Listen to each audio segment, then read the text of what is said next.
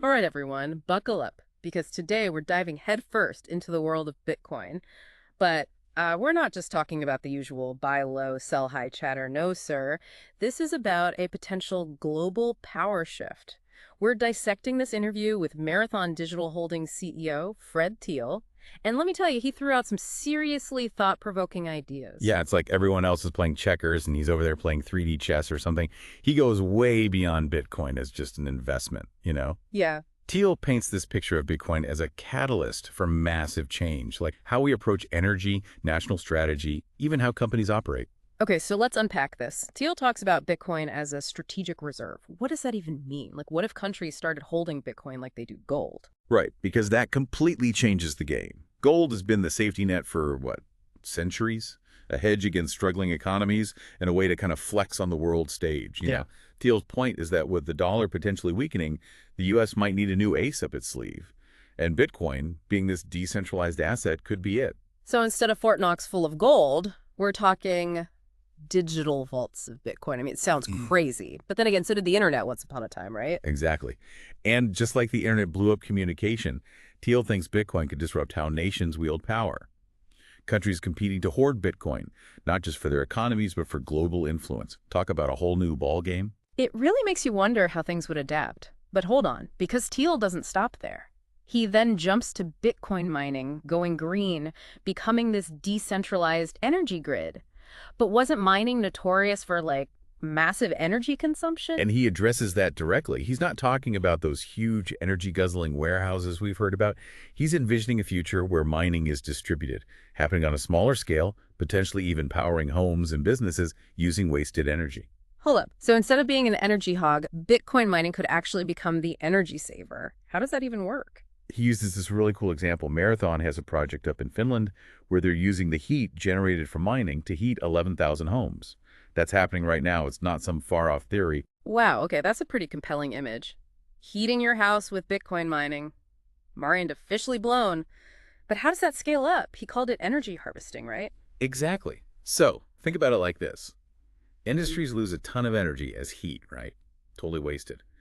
Thiel believes Bitcoin mining could make it financially worthwhile to capture that wasted energy. So companies profit from being more efficient, and it could even drive down energy costs for everyone. So Bitcoin mining could actually push us towards a more sustainable future. That's not a plot twist I saw coming. But I gotta ask, how does this vision of a decentralized future square with Marathon, being an actual company with its own strategies and everything? Yeah, that's a great point because Thiel definitely addresses that. He talks about Marathon's decision to mine other cryptocurrencies, like this one called Caspa.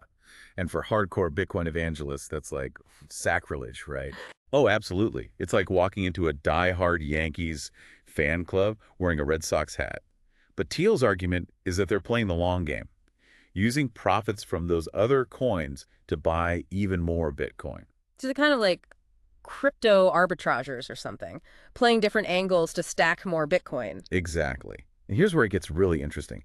Thiel talks about how Marathon uses their Bitcoin holdings, like almost as a company treasury, buying the dips, making decisions based on this thing called weighted average cost of capital. Okay, hold up for a second. That sounds kind of complicated. Break that down for us regular folks. Sure, so imagine you're at the store, right?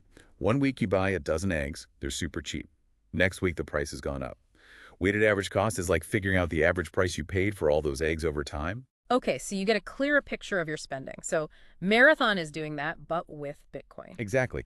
And Thiel really emphasizes how different this is from how traditional companies think. It shows how deeply they've woven Bitcoin into their financial DNA. Which makes you wonder, could this become the new normal as more big players jump into Bitcoin? Right. And speaking of big players, Thiel seems pretty sure that a tidal wave of institutional money is about to flood into Bitcoin, especially with things like ETFs becoming more accessible. We're talking pension funds, endowments, the big leagues. Yeah, he's definitely bullish on that. He points out that these institutions are under huge pressure to find investments that can beat inflation. Some are even considering putting 2–4% of their portfolio into Bitcoin. Whoa, that's a huge amount of money. It's massive. Didn't he also mention some risks with all this institutional money coming in, though? Like, isn't the Bitcoin market still pretty small compared to, say, the stock market? He did, yeah. He talked about something called market liquidity risk. It's like, imagine if a giant tried to squeeze through a doorway, right? The Bitcoin market is still relatively illiquid, meaning there aren't that many buyers and sellers. So if a huge institution decides to sell a ton of Bitcoin at once, it could make the price crash. So it's not all sunshine and rainbows with institutional adoption. There are potential downsides too. Exactly. Thiel emphasizes that we need more sophisticated financial tools to manage this risk. Things like derivatives to help create a more stable and liquid market as Bitcoin grows. So like guardrails for when the big money starts moving in. Exactly. To prevent huge price swings and help the market mature. This is fascinating stuff, but for the average person listening, maybe someone just getting into Bitcoin. What's the takeaway here? What does this all actually mean for them? Right, that's the million-dollar question, isn't it? Because if Thiel's vision of Bitcoin becoming mainstream comes true, it's going to impact everyone in some way. It's not just about the price of Bitcoin going up or down anymore. So it's bigger than just, should I buy Bitcoin? Mm.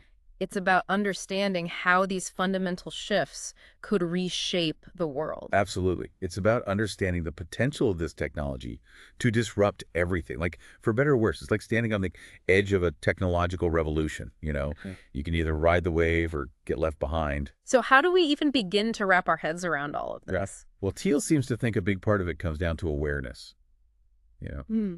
education. Like we need to move beyond just thinking of Bitcoin as this volatile investment. Yeah. Exactly, yeah. It's about understanding how it could potentially integrate into all these systems we already have. Mm. He actually makes this really interesting comparison to the auto industry. Oh, yeah. Tell me about that. So he says for the longest time, car companies, they didn't really get software, Yeah. you know? And then Tesla came along and totally changed the game. Right. It's like they were so stuck in the old ways of doing things, they completely missed the boat on this whole new way of thinking. Exactly. And Thiel thinks the same thing needs to happen with Bitcoin. Like once people start to see the practical applications, whether it's for things like this energy harvesting or as a strategic reserve, that's when we'll see mass adoption really take off. That's when it clicks, right? That Yeah. aha moment. Exactly. And while there are definitely some challenges to overcome, Thiel seems optimistic. So his vision for the future of Bitcoin is about moving past the hype and into tangible solutions, real world impact. Yeah, that's the heart of it. He's saying Bitcoin isn't just about speculation or getting rich quick. It has the potential to fundamentally change the systems we rely on in ways that could benefit everyone. It's a powerful vision, definitely sparks a lot of questions. It does. And on that note, as we wrap up our deep dive here, here's a final thought to chew on. Thiel describes Bitcoin as this catalyst for positive change, driving innovation, creating a more sustainable and equitable future. Could this technology, which was once relegated to the fringes of finance, actually hold the key to solving some of the world's biggest problems? It's definitely a question worth thinking about. And that wraps up our deep dive into Fred Thiel's vision for the future of Bitcoin. Until next time, keep exploring, keep asking those tough questions, and most importantly, keep diving deep with us.